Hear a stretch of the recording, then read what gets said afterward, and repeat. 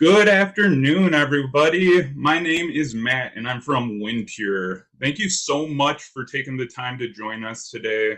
We're back from our second Q&A session, and these Q&As are based on your guys' feedback, our customers, our clients. We love to listen to you and really get to understand what struggles you're having and how we can help solve those. We have a great show lined up for you today, but before we jump into this, can I please ask you to like the video and subscribe? If you are new to this channel, it is really great to see you all here. We've got one of my clients waiting in the background, ready to ask a fuzzy question.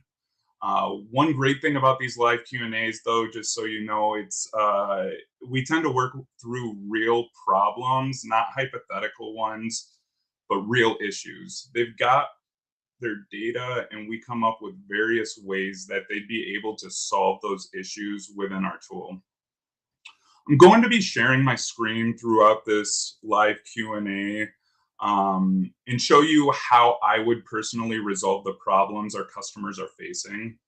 But we really do want your questions too, so please ask them away as we're moving through this live Q&A, and I'll be sure to keep some time at the end to answer as many of those questions as possible.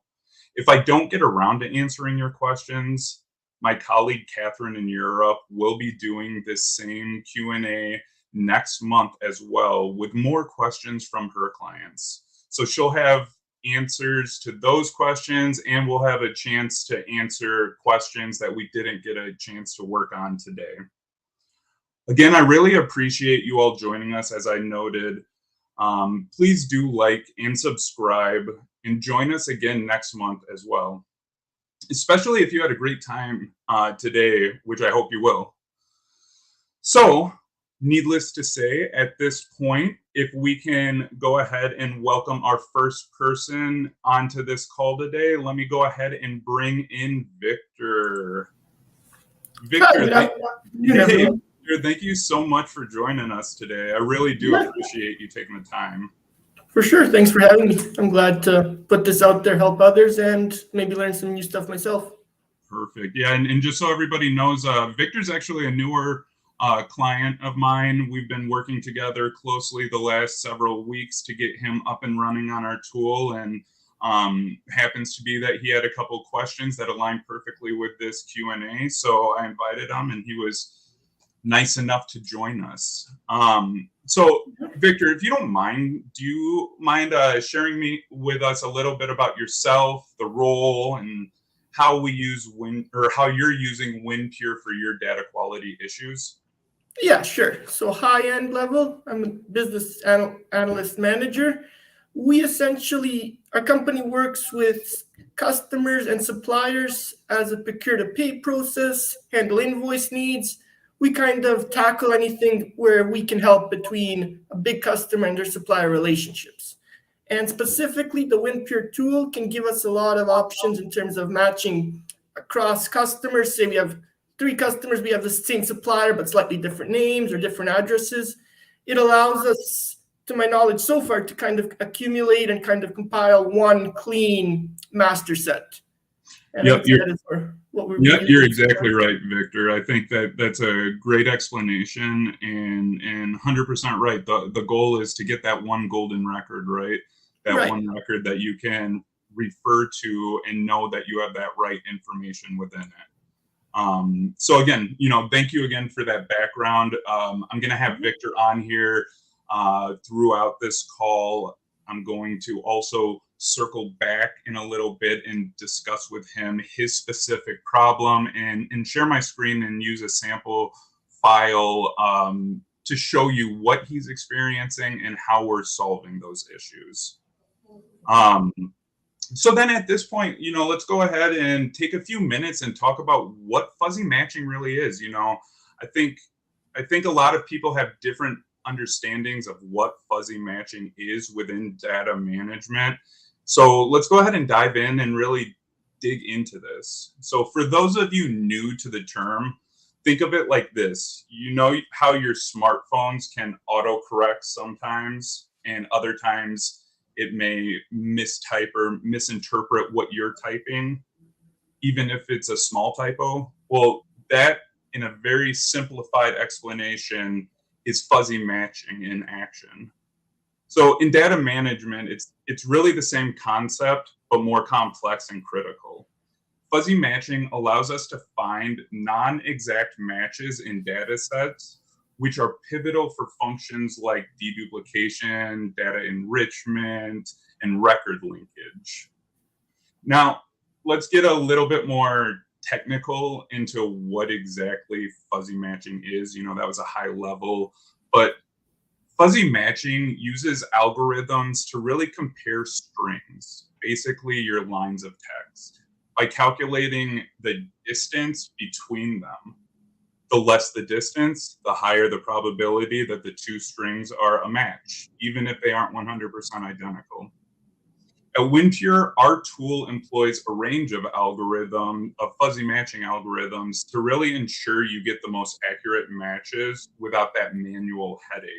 Because as we all know, matching on documents without a tool can be tedious, time-consuming, and the ROI just diminishes incredibly quickly.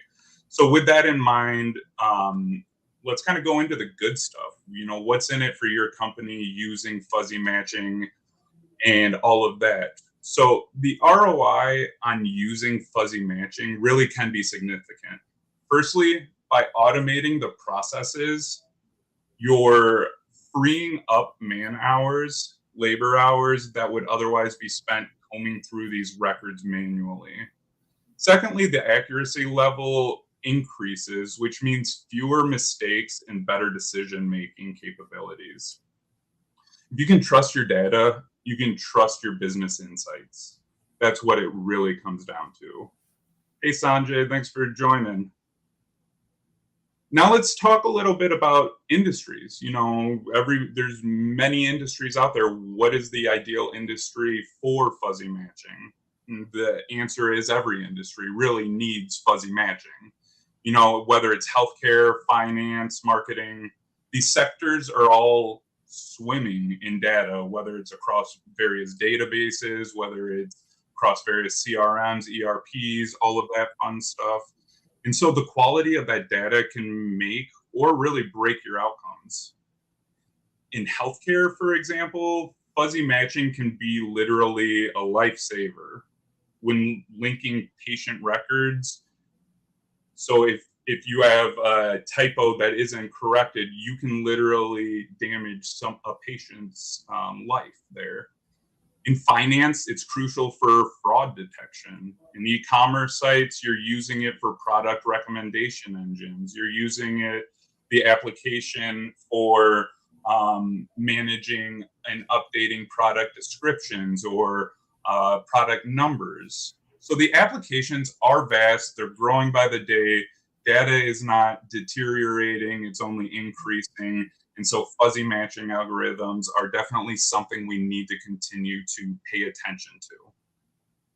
So now the last piece on fuzzy matching before we go into Victor's particular question and issue he's facing, I wanted to touch on one other piece, which is false positive matches when doing fuzzy matching.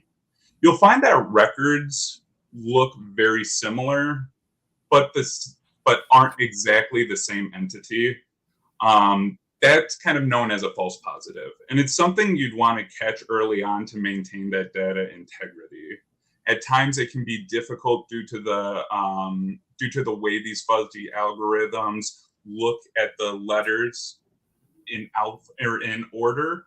And so there's several ways that we can really get around that issue. And so, at this point, Victor, you've had some experience with these kinds of issues before. Am I right? You are, yeah, exactly. Yeah, exactly. And that's what makes this topic so relevant to professionals and really any data intensive industry. While fuzzy matching isn't efficient, it isn't foolproof, and there is a bit of manual work to ensure that your outcome is the outcome you're looking for. Scenarios like different naming conventions, typos, or even multiple entries for the same individual can lead to these false positives. But that's exactly what our next segment is about, and how we tackle these issues head on with WinPure. So at this point, I'd like to kind of go back to you, Victor, and ask you, you had this specific question about fuzzy matching, Right. and it resonated well. If you don't mind, could you kind of go into a little bit of explanation of what your question is, the problem you're facing, and we can dive in from there. Sure. Thanks again for having me. And yeah, as you're mentioning, this is definitely an issue that I countered right away. So we've been using the tool. It's incredibly helpful. But for example, records that have American in the supplier name often get matched incorrectly. We had American Dry Cleaners and American Bistro as one example that was showing. So I guess the question is if you can help us understand what the WinPure solution has to address this, to make it so it's no longer incorrectly matched. Yeah, it's a great question and really aligns well with this topic today. And I do appreciate, again, you sharing that example. Really, sure. the issue. I'm thinking I'm not the only one who has these sort of issues, right? Exactly. This is something that we've definitely come across in the past. It's not a unique scenario, and so really, I think importantly, before I share my screen and show you how we resolve these issues, I want to walk you through the different ways, the different reasons this issue is arising, and the different ways that we can resolve it. So first off, it's important to note that many fuzzy matching algorithms, including the ones implemented in some versions of our WinPure, start by matching from the first letter of the string and then moving letter by letter. And so as a result, the initial match of American can cause subsequent letters in the names to be wrongly identified as a match. Now, the good news for that, though, is that we have several ways to mitigate these issues and really provide you the output that you're looking for. First off, we could use the knowledge base library. This is a straightforward method to our tool in which you're essentially creating a library of words that you want to omit during the matching step.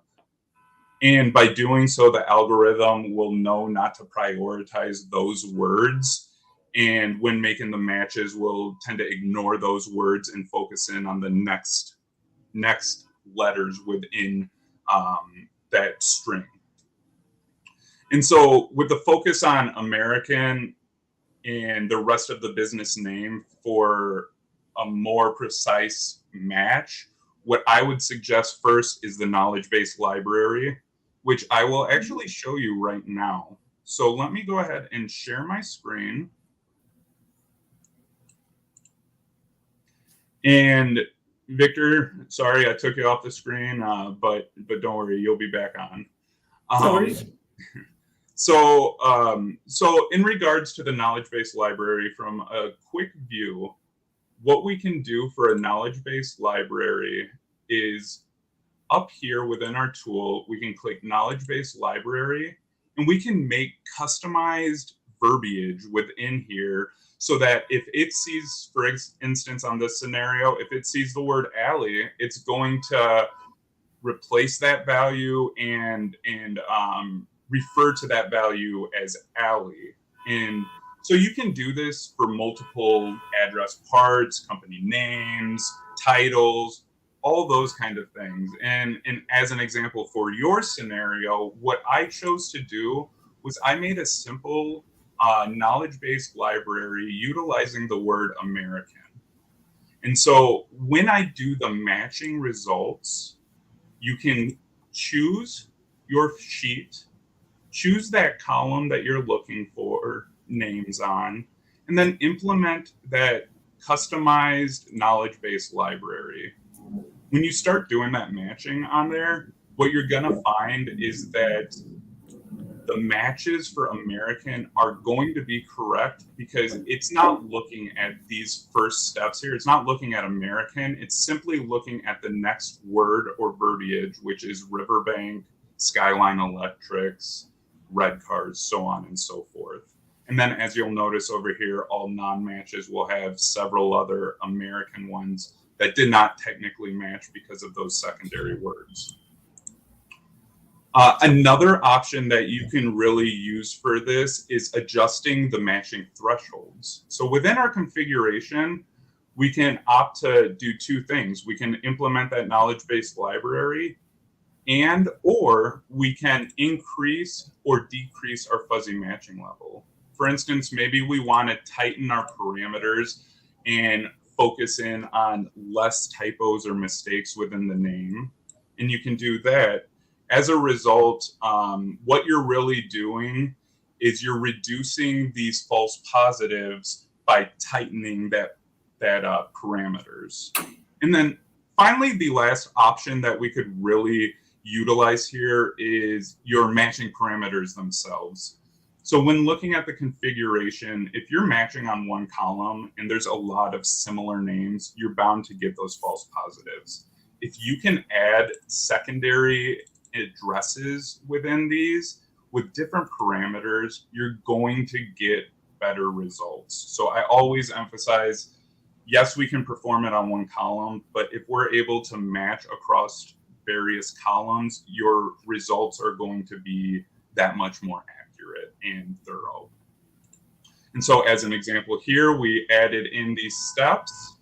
And now you can see that the matches have reduced even more because now it's not just looking at these words, it's also looking at the street address and the zip code. And so there's a lot of ways and a lot of layers to improving your accuracy and refining your matches here. So employing these different techniques can fine-tune the fuzzy matching process and get much more accurate results for your specific needs. Let me go ahead and bring Victor back. I just want to note here, I just bringing you back for a second to say thank you again for those great questions. Or that great question. I mean, I'm glad we could dive into that one. That was one that I'm telling you I faced on many occasions. The knowledge-based library, the word manager, the multiple parameters. These are all different ways that you can really improve your false positive results and handle these challenges. So, Victor, does that answer your question? Does that give you more depth on understanding how to utilize fuzzy matching? It does, yeah. Thanks. That was a great explanation. And since we've discussed it even before the call, I've already been playing around and kind of implementing it on my end. So perfect. And you've been seeing that difference as well? I have, yeah. It's giving me more clean records for sure. Great news, great news. All right. So, you know, this is one specific challenge. I have another specific challenge that I actually received from a customer. They weren't able to make this call, but it was a question that aligns really well with this topic. And that comes down to handling serial numbers, handling product descriptions, and product names. So let me lay out the question I was faced with from the customer. Their organization often has to match on serial numbers, but those serial numbers tend to contain standardized sections within them. And as a result, they're getting false positive matches because, again, with the fuzzy matching, it's beginning with the string and moving through. And as it hits those standardized sections, when it goes to the next letter, it's grouping because of how similar or close those strings of letters are. And so with that, the issue that they were encountering was that the fuzzy matching algorithm often latched onto those standardized segments, causing that large number of false positives because of the sheer volume too. That's actually another good point to chime in here is the more data you have, the more potential for false positives. what you need to do is ensure that while you're looking through these, you are tending to take the first period of time you're working with our tool, ensure that you are spending the time manually reviewing the results. Because our tool, like I've gone into with the knowledge-based library, with the fuzzy matching parameters, the fuzzy matching level and everything, all of those things are going to combine to give you a certain output. And so by changing aspects, you're going to get different outputs. So again, very, very important to review your matches, especially when you're first setting up how you want the tool to analyze different pieces. So kind of going back to this piece, let me go ahead and share my screen again. I'm going to take us off of here, and I'm going to share my screen again. We have this one over here. This secondary sheet is for this question here. And so they're looking for ways that they can match these without having false positive matches within here. And so again, it's going to come back to multiple options. First off, we can go back to what we previously talked about before, which on the matching step would be selecting multiple parameters. So here you could look at, instead of just looking at the serial number, you could add the product name in there as well to better combine and look at the outputs. The second option you can do is under our cleaning function, you can actually make a word manager. And within the word manager, you can actually remove certain sections of serial numbers, words, whatever that may be. And as an example here, I have the standardized section. This should have AS. And then the replacement is a delete. And the option here, this is key, is any part. You can look at a whole word and replace it, or you can look at any part of a word and replace it. In this scenario, we're looking at that any part. Once you save that, run that clean, and go to the matching results or matching step, what you'll find is if you run the serial numbers, it's going to run and match them based off of the remaining section of that serial number. So for instance, this one is the last 4 digits. As a result, we're now able to narrow in and see, okay, we're matching based off of some of the same details, but we need to now dig in even further, as you can see from various pieces here, where we have to now look at refining our searches. And by doing that, again, you go back to setting your fuzzy levels. You go back to reviewing the parameters you're setting with setting multiple parameters, and so on and so forth. This is something that we could deep dive into for hours. But since we're bumping up on the end here, I want to kind of take a moment and take a step back and check to see if there are any questions out there. Let's see, WinPure. Let's check this one out. So it says, can you explain how WinPure's fuzzy matching can help with deduplication in larger data sets? So I think that's a great question, on point question. When you're working with larger data sets, you have to be aware that there's the potential of more false positives. Going back to what I talked about a little bit earlier, in which you have large groupings of similar names or similar values, and with the fuzzy matching looking at each string, you end up getting those false positives. And so really what you can do with a larger data set is, my ideal thought on it is to jump in with reviewing the manual output or the output first. Look at, okay, what is my outcome? Do I want to narrow in based on company? Do I want to narrow in based off contact? Do I want to narrow in based off title? find that end result that you're trying to narrow in on, and then look for the parameters or the other fields within the report that will help to improve those results and improve the outcomes.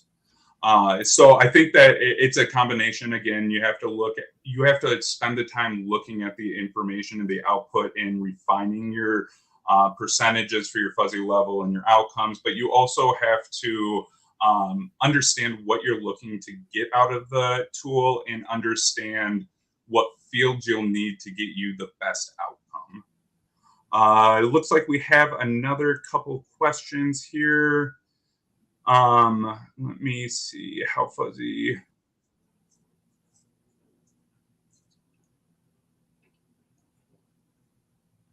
Yeah, so Sanjay, I believe you may have joined in here slightly after I touched on it, but let me re-explain a little bit of how those fuzzy matching algorithms actually work.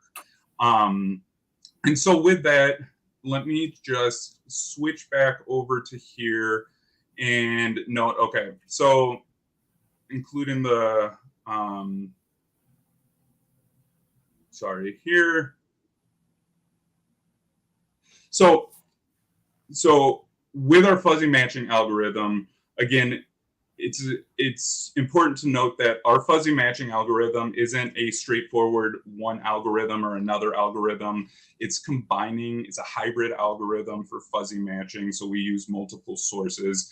So as a result, when you're including these, you're looking at the subsequent letters. So the initial match may be, say, American, but then it's going to look at the very next subsequent letter in the name, and if it's within a couple letter range of it, it's going to consider that a match and then look at the next steps, so on and so forth. So really it's based off of the next letterings within your string of text. Sanjay, does that answer your question for that one? You guys got me going crazy with questions here. How the fuzzy matching of search. Let me just see your other question here, Sanjay. Oh, that's the same one there. Perfect. And then, so another question here is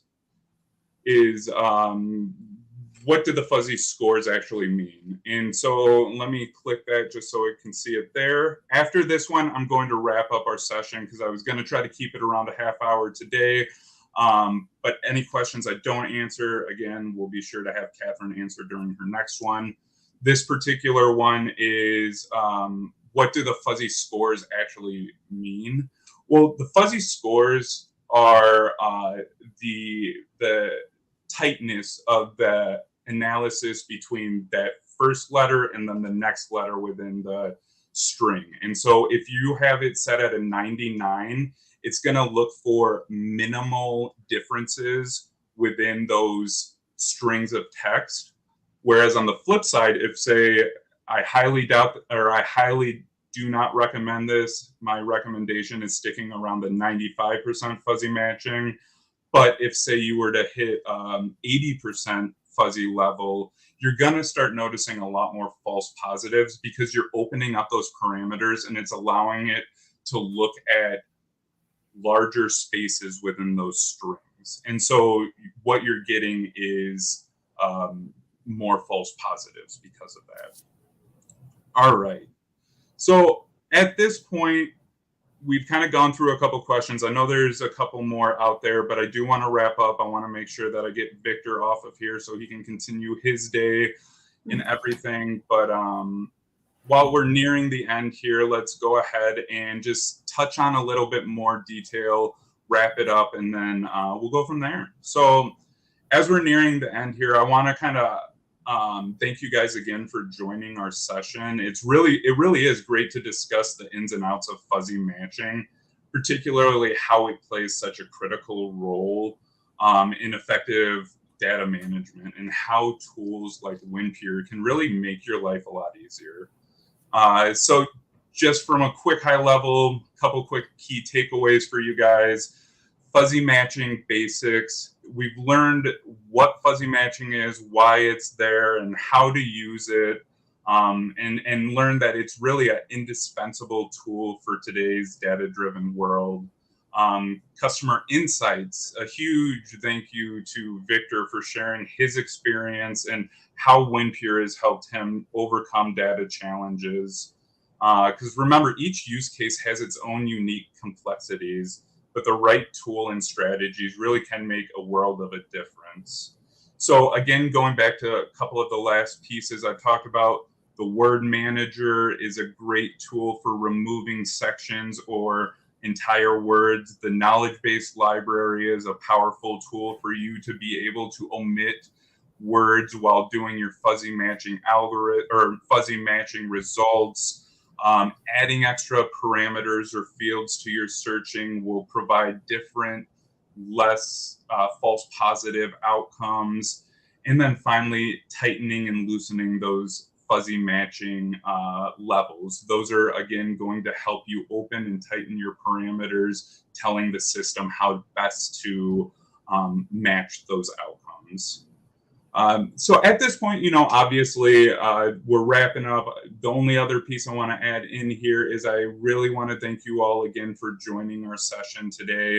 I hope that you were able to take away some details from this. We will have another live Q&A session next month, again with our my colleague in Europe, Catherine. She will be working with more questions from her clients, and we'll circle back on some questions I may not have gotten to ask during this call. At this point, I hope you all have a great day. Again, please take the time to subscribe if possible and like the video. And thank you all for your time, and I hope to talk to you guys soon. Bye. Thanks, Matt. Thank you, Victor. Yeah.